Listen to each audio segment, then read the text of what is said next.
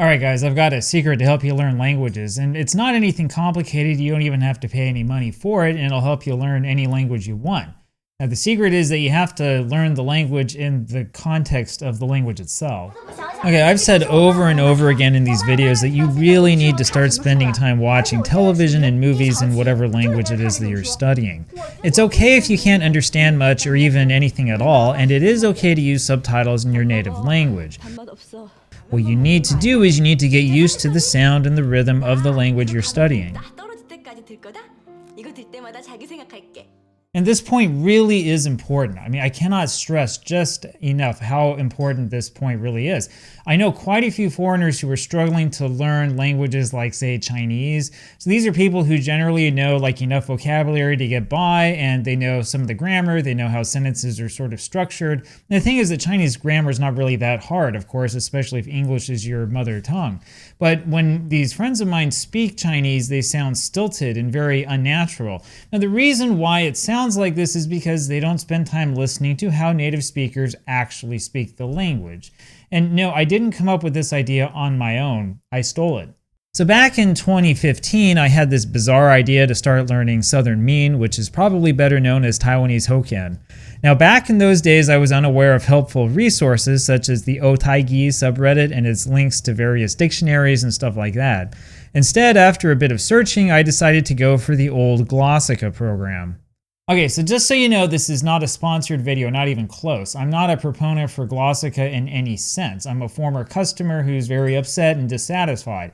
Just so you know, there's no company out there that sponsors me. But if you enjoy the videos that I make, if you want to see more, please consider becoming a channel member. This will also give you access to videos before they come live, assuming that I'm able to get ahead of time on making these videos. That's another story.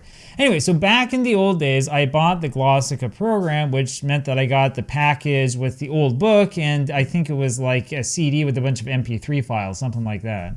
Now, we've moved about 4 times since those days, and that means I don't have access to my old Taiwanese book, so I'll just use this German one I found online to show you what it was like.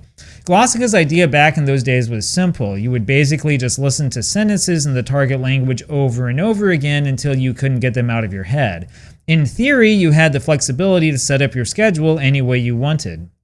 But the reality is that, so like this listening thing that they came up with was just a bunch of MP3 files that would play all of the sentences in a certain order with certain numbers of repetition. So there was no actual system that let you skip from one sentence to the next. So if you knew a sentence because it was like way too easy, you still had to sit down and listen through it. Right? The idea of using sentences to buttress your language learning was a really, really good one, but the delivery that Glossica had and still has is really, really poor. And then you had problems with the sentences that were chosen. As you can see here, there were tons of references to things like tennis for reasons that are really not clear. Many of the sentences wind up being very unnatural in the target language, and I got sick of all of the tennis references really early on. So, do you want to know the dirty secret behind Glossica? I'm going to tell you everything. So, the truth is that the company stole its sentences from another textbook, and this is an English language textbook. I'm talking about a textbook created for foreigners who are not native speakers of English to learn English grammar. And if you've used Glossica before and you know these sentences, you're going to be very, very upset when you realize just what they did. The book that they copied is this one, English Grammar in Use by Raymond Murphy, published by Cambridge University Press. While not all of these sentences show up in Glossica, almost all of them do. For example, that sentence about water boiling at 100 degrees Celsius is part of every single language that Glossica offers. But the problem, of course, is that Glossica decided to mine an English language textbook for sentences, not a textbook in the target language. And then Glossica hired a team to translate all of these sentences from English grammar in use into every single language that they could think of. Anyway, Glossica is a product I strongly advise that you do not use, especially these days. It's incredibly expensive and the quality is just awful. This is coming from somebody, by the way, who spent hours and hours cutting up Glossica sentences and turning them into Anki cards. I've spent more time doing that than you want to know. The thing is that the concept behind Glossica is good, but the execution is absolutely horrible. It's kind of ironic, actually, since Glossica included essays about things like sentence mining in the materials it sent out back in the old days. And the claim here is that you can use carefully mined sentences to learn grammar without learning grammar. This is actually true, provided that the sentences you use are actually valid, of course. It is true that grammar is something that just happens, and that memorizing a bunch of rules will likely impede your ability to understand the language, not help it. But you have to be the biggest fool in the world if you really believe you can take an English language textbook, somebody going to study English will use it, and just take the sentences out of it and apply it blindly to every other language in the world. It just doesn't work that way. Languages are not compatible that way. The sad thing is that Glossica is an attempt to do something that works so well in programs that are carefully tuned for this approach, but instead of taking the time to carefully tune this, they just did the lazy thing. I mentioned lingua latina in an earlier video, which got all of the Latin students really excited. There are dozens of us. Lingua latina literally uses the same method that Glossica advocates, except that it is actually a graded reader. Assuming that your mother tongue is a European language, or that you have at least some familiarity with European languages, it is easy to understand that Roma in Italia est means Rome is in Italy. When you come to Italia et Graecia in Europa sunt, you learn naturally that sunt must be related to ist, and that the word et probably means something like and. And over here on the side, there are explanations in Latin that can help you understand a little bit, though it's greatly simplified. In fact, there's even a note here about the difference between Italia and in Italia, even though it doesn't tell you about the ablative case. So, do you know why that works? Now, this is going to piss off some of you, especially those of you who are linguists, but I'm going to say it anyway. It works because these concepts that we have, like ablative and subjunctive and dative and whatever, those are all artificial concepts. So those words are not actually how the language works. Instead, those are words that describe how the language works.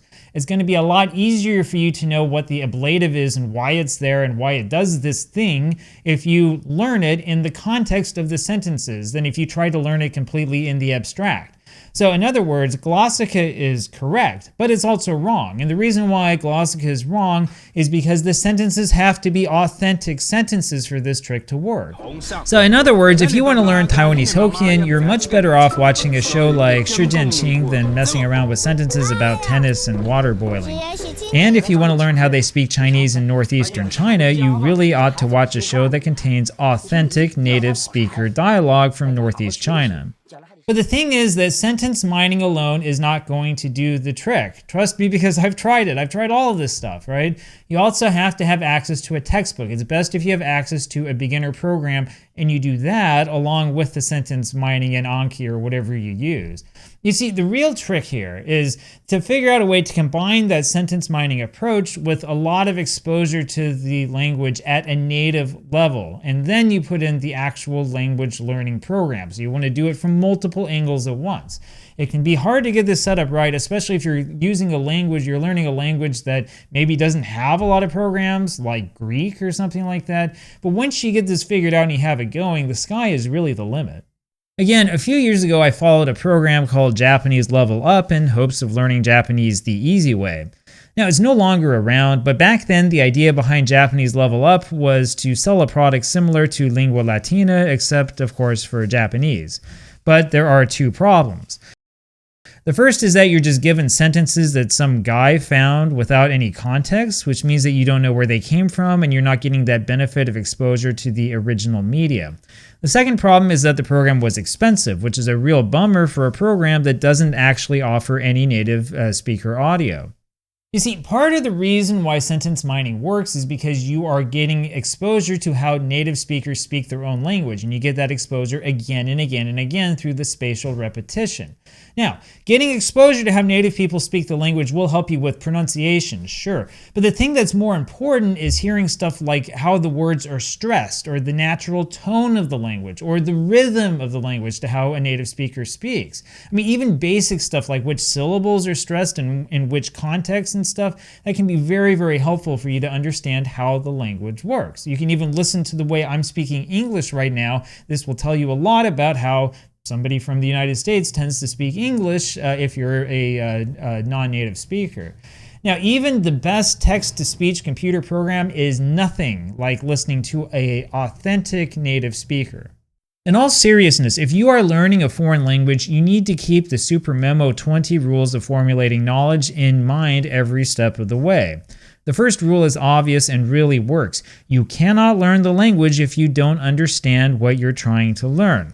This is why Lingua Latina works so well. It's because this series of textbooks is designed to help you naturally build your learning off of what has come before, even if that involves quite a bit of repetition. And so the truth is that mining books like A Dictionary of Advanced Japanese Grammar might be helpful, but it only helps if you actually take the time to learn what the grammatical particles mean. In other words, you have to go slow. Now, I know what you're thinking because you're like me, right? You don't want to go slow. You don't have time to go slow. None of us want to go slow. We want to be amazing. We want to speak all the languages, dozens of them, at the highest level of fluency right away without putting in any sort of time. Why? Because we want to, get the girls or something. I don't know why we do what we do. We do it because we do it that way. The problem is that this dream that we have is not reality. It just doesn't work like that. You have to slow things down. You have to actually learn what you're supposed to be learning. You can't just blindly make a whole bunch of Anki cards, or you can't just go download someone else's Anki deck and expect to magically learn the language. Trust me, this doesn't work. I've tried it over and over again. I put money into these programs. It doesn't work. I should have been doing it myself all along. I've tried this over and over again. So listen to the voice of experience. Before the magic of Anki memorization works, you really need to understand what's going on, which means taking time out to actually learn what's going on. So here, I'll give you a really simple example. We just heard this sentence right here. 你这是傻话, or what do you mean by that? Now, if you want to know what the sentence means, you could always ask ChatGPT or something, but you're better off just looking up the part that you don't understand. And so before you fill up your Anki deck with sentences like that one, make sure that you understand what it means without using AI or somebody else's translation or whatever. And that means looking up a word like sha if you don't know what it means. You see, Anki and the other spatial language software tools work just like Glossica's program, except that it works better. By it works better, I mean that you can customize it in the way that you want. You don't have to spend your hour a day listening to the same stupid 20 sentences over and over and over again with the guy speaking English in the middle and all that stuff. You don't have to do it that way. You can do it in a way that actually works with the language. In fact, if you use Anki the way you're supposed to, you will discover that you can quickly skip through the easy stuff and spend all of your study time focusing on the hard stuff. But the truth is that it really only has that right magic effect if you're making sure to use native speaker audio whenever possible. And so I recommend doing whatever you can do to get copies of these shows. I can't tell you where you can find them, but I can give you a couple of very vague hints. So for example, in the past, I have had success getting things directly from Viki, though I honestly think that their service is a little bit overpriced. And you really do need to experiment a little bit before you can figure out the right way to download stuff like this. Netflix is also really effective and often has subtitles in the original language, though again, you have to figure out a way to download what you want to use if you're going to split it up for Anki sentence mining. And there are also textbooks that can help you with this.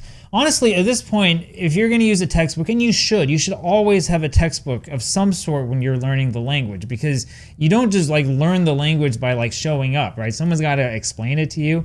But at this point, if you're going to use a textbook, you need to make 100% sure that whatever book series you're using actually includes audio clips of the example sentences, the words, and so on. I mean, it's 2026. It's absolutely insane that there are still companies out there that make foreign language textbooks that don't include audio, but it still happens. The thing is that you can easily make Anki cards from sentences that appear in textbooks like this one, and it's really helpful to have that native speaker audio there to help you. Even the Lingua Latina program has official audio files you can use, and there are also user-created audio files for the books that don't have official audio.